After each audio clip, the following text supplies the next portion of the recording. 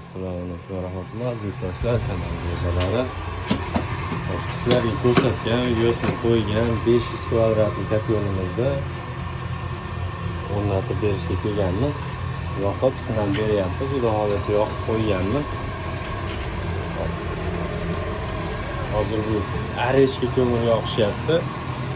Boshqa belalma ko'mir yo'q deymiz hisobiga. Shuning uchun yonishlari zo'r. Diğer buzlarda aylanishga bog'liqlar. Bu 75 kilovatli garelkani qo'yganmiz. Yoqib berishi zo'r. Bu yangi garelkamiz. Endi birinchisini sinab yoqib berdik. Hozir bu 59 gradusga olib chiqdi. Uyda sistemasida 24 ta radiator bor. Bir 40 kvadratcha teplikol bor ekan. O'shani isitib beryapti, xudo xolasa.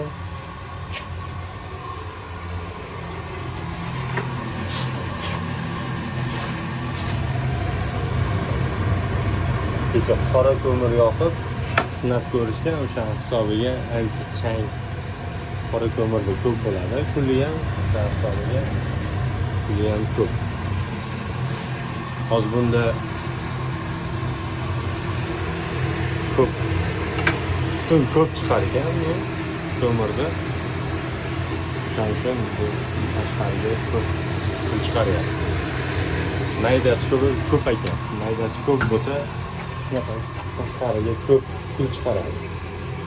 Hozir yopganda umuman chiqargani yo'q. Yaxshi yonib turibdi.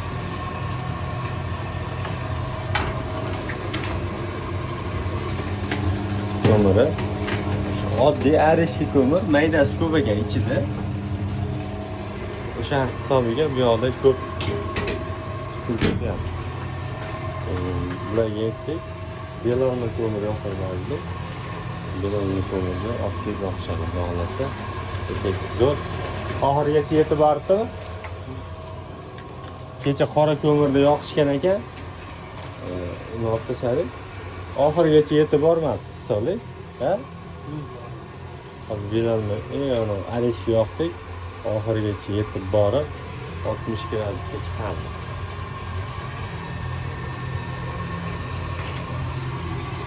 Kimga shunaqa sifatli kapyolar kerak bo'lsa, aloqaga chiqaverasizlar. 21-asr teplo ishlaringizni bitirib beradi.